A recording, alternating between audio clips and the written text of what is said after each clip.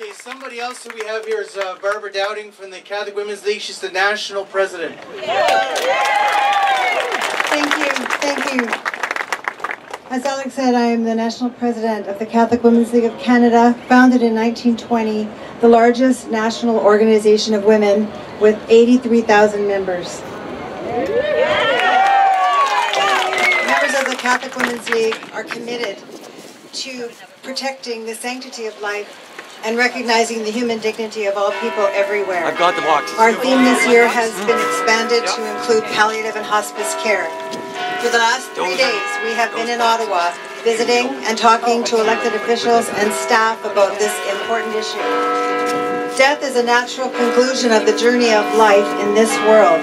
Today's rally is a great indication that many agree that euthanasia and assisted suicide are not the answer. As human beings, we have a fundamental desire to live and preserve life. There is an absolute difference between dying a natural death, being killed, or ending a life.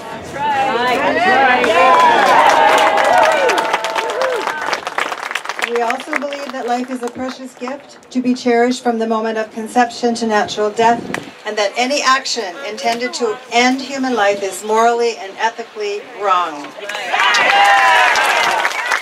It seems very clear that we are going to have a law that is flawed in terms of how we view life and why exceptions will be problematic for us to accept.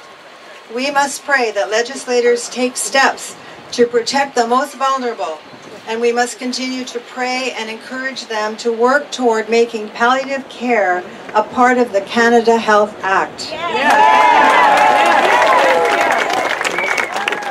Until 100% of Canadians have access to quality end-of-life palliative care, we fear the vulnerable will be at risk in a country where euthanasia and assisted suicide will be seen as another form of health care. If we insist on giving people the right to kill themselves, we must surely give people the right to live their last days in peace and well-being. On May 4th, thousands of people across Canada took part in a 12-hour of prayer for palliative care. We need to pray and begin prayer earnestly. Our focus on palliative care springs from our love and concern for the dignity of all persons. End-of-life care is true compassion. It allows individuals who are facing death not to be burdened by pain and suffering, but to receive the necessary support that respects their human dignity, both physically and spiritually, rather than choosing assisted death as a desperate last resort. Thank you.